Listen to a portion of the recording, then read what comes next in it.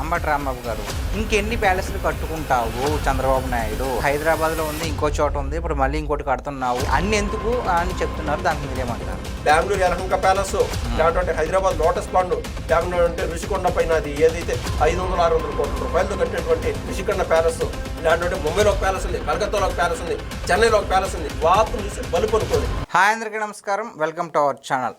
Present మనతో పాటు గెస్ట్గా ఉన్నారు అశోక్ గారు. సార్ నమస్తే అండి.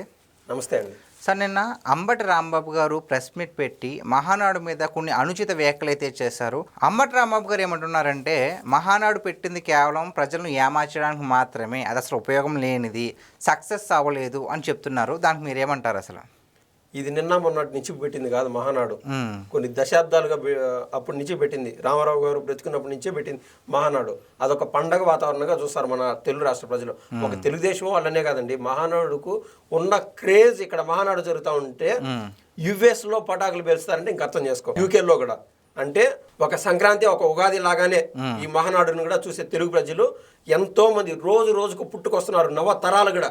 మహానాడు అనేది ప్రతి ఒక్కరి నరంలోనూ ఇది పండగ అని జీర్ణించుకునే విధంగా మైండ్ వరకు ఎక్కేస్తున్నారు. సో మహానాడులో ఈ రైతు భరోసా కావచ్చు, లేదా తల్లికి వందనం కావచ్చు, ఉద్యోగ భృతి గురించి ఎందుకు ప్రస్తావించలేదు? 3 రోజుల పాటు జరుపుకున్నారు, చిందులేశారు. కాకపోతే ఈ 3 రోజులు ఒక్కసారి కూడా ఈ హామీల గురించి ఎందుకు ప్రస్తావించలేదు అని అంబటి రాంబాబు గారు అంటున్నారు. వారికి మీరు ఇచ్చే సమాధానం ఏంటి? సరే, మంచి ప్రశ్న. ఒకటి, అతను చెప్పినాడు కాబట్టి అతను మహానాడు ఇంట్రెస్ట్ లేదు, మహానాడు అంటే బోరు కొడుతుంది, అసలు అది చూసే వాళ్ళు ఎవరు అని చెప్పినారు అంబటి రాంబాబు. కాబట్టి ఆయన బహుశా మహానాడు చూసి ఉండకపోవచ్చు. ఒకటి, అదొక పాయింట్. రెండోది, మహానాడు చూసిన వాళ్ళ ప్రతి ఒక్కరికి కూడా వైసీపీ వాళ్ళని మళ్ళీ ఒకసారి పెట్టుకొని చూడమను.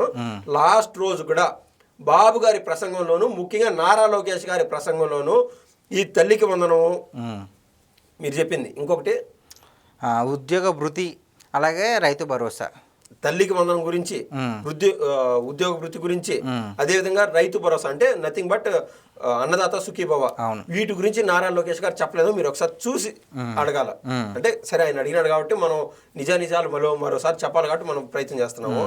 1-2 నెలల లోపే, ఎక్కువగా టైం లేదు, బహుశా ఇంకొచ్చే నెలలు అనుకుంటాను, అన్నదాత సుఖీభవ ప్రతి ఒక్కరి అకౌంట్లో దాదాపు 20,000 రూపాయలకు సంబంధించింది. ప్రతి సంవత్సరం 20,000 ఏదైతే వాళ్ళు మాట ఇచ్చారో ఆ డబ్బులు పడనున్నాయి. ఇంకొకటి, బస్సు ఫ్రీ, ఉచిత బస్సు ప్రయాణం మహిళలకు ఏదైతే చెప్పినారో చాలా తృప్తిగా గర్వంగా నారా లోకేష్ గారు చెప్పినారు. ఏది 1.5 నెలలోపు మహిళలకు ఉచిత బస్సు ప్రయాణం ఫ్రీగా పెడుతున్నామని చెప్పి. ఈ లోపు ఏదైనా ప్రభుత్వం వచ్చి రాకుండా ఎక్సైజ్ చేయాలన్నా లేదా? కర్ణాటక పోయినారు, తెలంగాణకు పోయినారు. ఇది ఉచిత బస్సు ప్రయాణానికి సంబంధించి అసలు ఒక్క నెలలో ఎన్ని కోట్లు ఖర్చు అవుతుంది లేకుండా ఉంటే. దీనివల్ల మన తెలంగాణలో చూస్తున్నాం కదండి, ఇప్పుడు ఆర్టీసీకి సంబంధించిన ఉద్యోగులు రోడ్లపైకి వచ్చి ధర్నాలు చేసే పరిస్థితికి వచ్చినది. ఆ పరిస్థితి రాకూడదు. ఈరోజు ఏదో మాట్లాడుతున్నాం కదా, ఈరోజు ఏదో అవకాశాలు ఇస్తున్నాం కదా, జగన్మోహన్ రెడ్డి మాత్రం డీబీటీల ద్వారా డబ్బులు కొట్టేస్తున్నాం కదా, ఇదేం చేతులు దులుపుకుంటారు ప్రయత్నం అయిపోతుంది. ఉద్యోగాలు కన్నా రోడ్లపైకి వస్తే వాళ్ళపైన కేసులు పెట్టి జైలుకి పంపించే శక్తి జగన్మోహన్ రెడ్డి దగ్గర ఉండాలి. ఆ శక్తి, ఆ సైకోయిజం ఏదైనా అనుకోండి. కానీ బాబు గారు అలా చేయరు. ప్రభుత్వంలో ఆయన పెద్దగా ఉన్నాడు కాబట్టి ఆయన బాధ్యతగా ఫీల్ అవుతున్నాడు. ఆ మాత్రం వాళ్ళని భయపెట్టి చేయాలనుకోవట్లే, ప్రతి ఒక్కటి బాధ్యతగా చేయాలనుకున్నారు. సో ఆచితూచి దాంట్లో ఏమీ తప్పులు జరగకూడదని చెప్పి అందుకు ఈ టైం పట్టింది. 1.5 నెలలోపు ఉచిత బస్సు ఫ్రీ ప్రయాణం ఏదైతే చెప్పినారో అది జరుగుతుంది. అదేవిధంగా సిలిండర్లకు సంబంధించి ఆల్రెడీ ఇది అమల్లో ఉన్నది, దీపం 2 పథకం కింద. అది కాకుండా పెన్షన్ స్కీమ్ ఎప్పటి నుంచో ఆడికి మనం చెప్పిన దాంట్లోనే 4-5 అయిపోయినాయి సూపర్ 6 హామీల్లో భాగంగా. ఈ మిగిలిన 1-2 ఏదైతే సూపర్ 6 హామీలు బాగున్నదో 2 నెలల లోపు ఖచ్చితంగా అమలు అవుతాయని చెప్పి గర్వంగా క్లారిటీ వచ్చిన తర్వాతనే మహానాడుకి సమాయత్తం అయ్యి మహానాడులో అంత గర్వంగా మాట్లాడగలిగినారు నారా లోకేష్ గారు, బాబు గారు. ఓకే, అంటే జగన్మోహన్ రెడ్డి గారు ఇచ్చిన హామీలు 99% నెరవేర్చారు. మరి చంద్రబాబు నాయుడు గారు ఇచ్చిన హామీలు ఏమీ పట్టించుకోలేదు, అన్ని గాలి కుదిలేసేవారు అని అంబటి రాంబాబు గారు అంటున్నారండి. దానికి ఏమంటారు మీరు? ఏం హామీలు ఇచ్చారండి? ఒకటి, ఆయన నేను ఇక్కడ ఇల్లు కట్టుకుంటున్నాను, ఇక్కడి నుంచి క్యాపిటల్ మార్చే ప్రసక్తే లేదు అని చెప్పినారు. ప్రధానమైన హామీ ఏదైనా ఉన్నదంటే దాన్ని నమ్మి బాబు గారు ఏదైతే 33,000 ఎకరాలు ప్రభుత్వానికి దాన్ని జమ చేసి దాన్ని క్యాపిటల్ సిటీ కడతానని చెప్పి దాని ద్వారా రియల్ ఎస్టేట్ ద్వారా ఏదైతే డబ్బులు చేకూరుతాయో, అంటే 1 ఎకరాలో కేవలం 20% మాత్రమే ఈ రైతులకి ఇచ్చేస్తారు భూమి. కానీ ఈ 20% భూమి యొక్క వేల ఎంత పెరుగుతుందంటే వాళ్ళ దగ్గర 1 ఎకరా ఉన్నప్పుడు ఎంతైతే విలువ ఉంటుందో భూమి, దీని 1 ఎకరా ఉండే భూమిలో 20% మాత్రం రైతులకి ఇచ్చేస్తాడు బాబు గారు. వాళ్ళు ఏదైతే 33,000 ఎకరాల భూమి ఇచ్చారో దాంట్లోది అంతకు 10 అంతలు అవుతుంది. ఇది ఈ రియల్ ఎస్టేట్ వల్ల. ఆ 20% భూమిలోనే 10 అంతలు, 1 ఎకరా ఉండే ఒకటే 10 ఎకరాలంత భూమి 20% భూమిలోనే అవుతుంది. సో అంత ఆశలు పెట్టుకున్నటువంటి అమరావతి రైతుల్ని నరకం చూపించి ఇక్కడే ఇల్లు కట్టుకుంటున్నాను, అమరావతి ఇక్కడికి నుంచి ఎక్కడికి పోదాం, 33,000 ఎకరాలు ఇంకా కొంచెం అయితే బాగున్నటువంటి జగన్మోహన్ రెడ్డి గారు ప్రధానమైన ఆయన ఇచ్చినటువంటి హామీ అది తుంగలో దొక్కేశాడు. ఇంకొకటి మద్యపాన నిషేధం నేను రామారావు అంతటి అని చెప్పి ఎచ్చులు చెప్పినటువంటి జగన్మోహన్ రెడ్డి ఆ మద్యపాన నిషేధం ఏం చేశాడో మనం అందరం చూసాం. సొంతంగా జే బ్రాండ్లు పెట్టుకొని ఇవన్నీ టాపిక్ డైవర్షన్లో భాగంగా వీళ్ళు మాట్లాడుతూనే ఉన్నారు. అదేవిధంగా ఉద్యోగ అవకాశాలు కల్పిస్తూ ఉన్నారు. వాళ్ళని వీళ్ళని కాదు, ముఖ్యంగా వైసీపీ యొక్క పిల్లలు ఎవరైతే ఉన్నారో పల్లెటూరులోనూ ఒకరికి నెలకు 5,000 రూపాయలు డబ్బులు ఇస్తామని చెప్పి వాళ్ళకు ఉద్యోగాలు కల్పించి చెత్త పన్ను ఏదైతే ఉంటుందో 50 ఇండ్లకు ఒక 100 రూపాయలు ఇచ్చేట్టుగా ప్రతి నెలకి ఆ 100 రూపాయలు ఇచ్చినప్పుడు ఆ 50 ఇండ్లకు 100 కలిపితే ఎంత అవుతుంది? 5,000. ఆ చెత్త పైన వచ్చే డబ్బుల్ని ఇచ్చి ఈ వాలంటీర్లకు డబ్బులు ఇచ్చారు. సరే, దేని నుంచి వచ్చింది, దేని నుంచి డబ్బులు ఇచ్చారు పక్కన పెడితే 5,000 రూపాయలు ఉద్యోగం అండి. 5,000 రూపాయల ఉద్యోగానికి ఒక్క ఊరిలో ఉంటే ఒక రకం, అక్కడి నుంచి సచివాలయానికి వెళ్ళాలా ఆ వ్యక్తి ఎవరైతే వాలంటీర్ ఉన్నాడో. సచివాలయానికి ఆడిపోతాడో ఆ పాతకాలంలో మాత్రం సైకిల్లో కొమ్మతారా? అది అవ్వని పని. ఆ డాక్యుమెంట్లు ప్రతి ఇంటికి పోయి ఇది వ్యవస్థ అయితే బాగుంది కాదనలా. కానీ ఇచ్చినటువంటి వీళ్ళకు ఏదైతే డేటా చోరీ, అంటే కొంతమంది డేటా చోరీ చేశారో అది వేరే విషయం. వీళ్ళు ఈఎంఐలో బైకులు పాడుకొనిన్నారు. వాళ్ళు యానిచ్చి కట్టాలని నెలకు 6,000, 4,000, 2,500 ఈఎంఐ కట్టుకోవాల్సి వస్తుంది.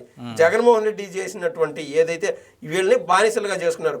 ప్రతి నెల 5,000 వస్తుంది, ముందు 3,000 ఈఎంఐ కట్టేసుకున్నాము, మిగిలిన 2,000 ఎంత ఖర్చు అండి? ఆ పెట్రోల్ ఖర్చు. ఇంకొకటి వాళ్ళ తల్లిదండ్రులు కూడా డైలీ అన్నం పెట్టేటప్పుడు కూడా ఏదన్నా బతుకారని ఇదనే విధంగా తయారు చేసినాడు. ఎవరు? జగన్మోహన్ రెడ్డి గారు నమ్మి కార్యకర్తలుగా ఈ వాలంటీర్లు ఎవరైతే పనిచేశారో ఆయన చెప్పినటువంటి హామీలు నెరవేర్చా అనేది వేస్ట్. ప్రతి ఒక్కరికి నేను చెప్తున్నా కదా, శాంపుల్ ఎగ్జాంపుల్, వాళ్ళ కుటుంబ సభ్యులు వాళ్ళ కార్యకర్తలు అయినటువంటి వైసీపీకి సంబంధించినటువంటి వాలంటీర్లకే నరకం చూపించాలంటే ఇంకా తెలుగుదేశం వాళ్ళ గురించి, నార్మల్ ప్రజల గురించి చెప్పాల్సిన పనే లేదు.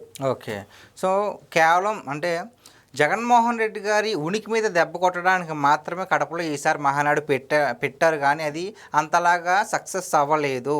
సో అనుకున్న దాంట్లో విజయం సాధించలేదు అని అంబటి రాంబాబు గారు అంటున్నారు. సక్సెస్ అవ్వనప్పుడు ఇంత ఉల్లికి పార్టీ ఎందుకు? సక్సెస్ అవ్వనప్పుడు నువ్వు మహానాడుకు అంత హైప్ ఎందుకు ఇస్తున్నావు? మహానాడు ఒక్కరు కాదు, ఇద్దరు కాదు, లక్ష్మీపార్వతీపురం ఇచ్చితివి, నువ్వు అంబటి రాంబాబు వచ్చితివి, రోజా వచ్చా, ప్రతి ఒక్కరు మహానాడు హైప్ లేనప్పుడు, అంటే ఆడ జనం రానప్పుడు అందరూ మర్చిపోతారు కదా. నీకెందుకు అంత తలనొప్పి? మహానాడు అంత గ్రాండ్ సక్సెస్ అయింది కాబట్టి ఎక్కడ ప్రజలు కండి. ఇప్పుడు మనం జగన్మోహన్ రెడ్డి గారి ప్రభుత్వంలో మనం చూసాం, అమర్నాథ్ రెడ్డి ఆయన ఐటీ శాఖ మినిస్టర్, ఆయన ఏం చేశాడు? ఆయన పెద్ద కోటు వేసుకొని వచ్చి బయట బండ్ల పైన నూడిల్స్ తయారు చేసే వాళ్ళందరూ తీసుకొచ్చి వాళ్ళకు కోట్లు తగిలిచ్చి ఓకే రేపు ప్రొఫెషనల్ గా ఉండాలా అది ఇది అని చెప్పినాడు. కానీ ఏమైంది? అన్నం పెట్టే కాడ అర్థమైపోయింది ఈ కోడిగుడ్ల కోసం వాళ్ళు కొట్లాడుకునే విధానము. వాడి ప్లేట్లో కోడిగుడ్డు ఈడు పెరుకోవడము, ఆ నూడిల్స్ ఇల్లు పెరుకోవడము, నీళ్ళ బాట కోసం పరిగెడు, వరదలు వచ్చినప్పుడు ఆహారం కోసం వరద బాధితులు ఏ విధంగా తనకలాడతారో అదే కర్మ ఆడు చూశారు. ఏది లాస్ట్ సంవత్సరం బయట నుంచి డెలిగేట్స్ పిలుస్తామని చెప్పి వీళ్ళని ఏది రోడ్డుపై నూడిల్స్ తీసుకునే వాళ్ళందరూ పిలిచి చేశారు జగన్మోహన్ రెడ్డి.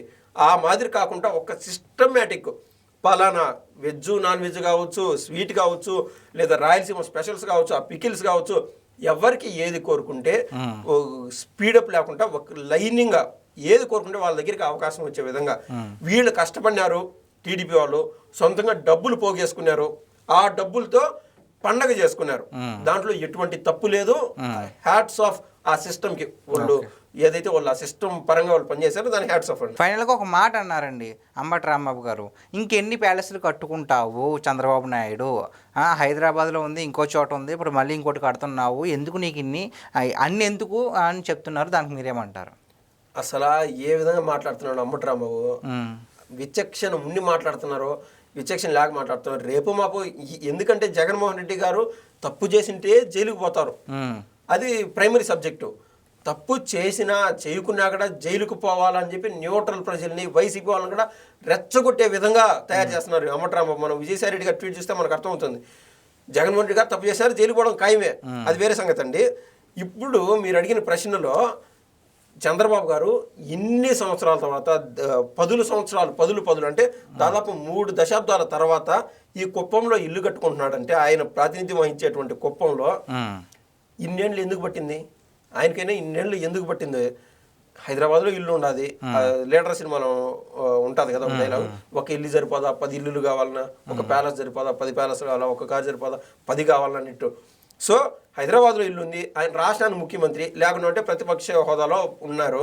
సో రాష్ట్రానికి కేంద్రంగా ఆయన పనిచేస్తూ ఉన్నారు. కానీ కుప్పంలో డెవలప్మెంట్ జరుగుతూ ఉంది. ఏదంటే సెకండ్ గ్రేడ్ నాయకులు ఎవరైతే ఉన్నారో ఆ డెవలప్మెంట్ చూసుకుంటా ఉన్నారు. మా అంటే పార్టీ కార్యాలయం ఉంది కానీ ఇల్లు లేదు. కానీ ఇన్నిసార్లు దాదాపు 6-7 సార్లు ఎమ్మెల్యేగా గెలిపించినటువంటి ఈ కుప్పం ప్రజలకి నేను ఖచ్చితంగా నా వంతు నేను వాళ్ళకు తృప్తి కలిగే విధంగా వాళ్ళకి అందుబాటులో ఉన్నాను అని సంకేతం ఇచ్చే విధంగా ఇల్లు కట్టుకోవాలనుకొని ఇన్ని సంవత్సరాల తర్వాత ఆయన ఇల్లు కట్టుకున్నాడు. దాంట్లో తప్పే ఉండదు. ఆయన మాత్రం బెంగళూరు యలహంక ప్యాలెస్, లేకుంటే హైదరాబాద్ లోటస్ పాండ్, లేకుంటే ఋషికొండ పైన అది ఏదైతే 500-600 కోట్ల రూపాయలతో కట్టినటువంటి అది ఋషికొండ ప్యాలెస్, లేకుంటే ముంబైలో ఒక ప్యాలెస్ ఉంది, కలకత్తాలో ఒక ప్యాలెస్ ఉంది, చెన్నైలో ఒక ప్యాలెస్ ఉంది. అంటే ఆయన చెప్తాంది అబద్ధాలు కాదు. అంటే మనం ఊహాగానాలు విన్నాం కదా, ప్రధానమంత్రి కోసం జగన్మోహన్ రెడ్డి గారు పాకులాడుతున్నారని చెప్పి. దాంట్లో ఎటువంటి అబద్ధం లేదు. దీన్ని బట్టి అర్థమవుతుంది. ముంబైలో ఒక ప్యాలెస్, కలకత్తాలో ఒక ప్యాలెస్, చెన్నైలో ఒక ప్యాలెస్ ఉందంటే అంటే ఆ ప్యాలెస్ల కేంద్రంగా నువ్వు ఆ రాష్ట్ర రాజకీయాలను కూడా నువ్వు శాసించాలి, నువ్వు ప్రయత్నం చేసావు. అదంతా ఏ విధంగా శాసిస్తారు?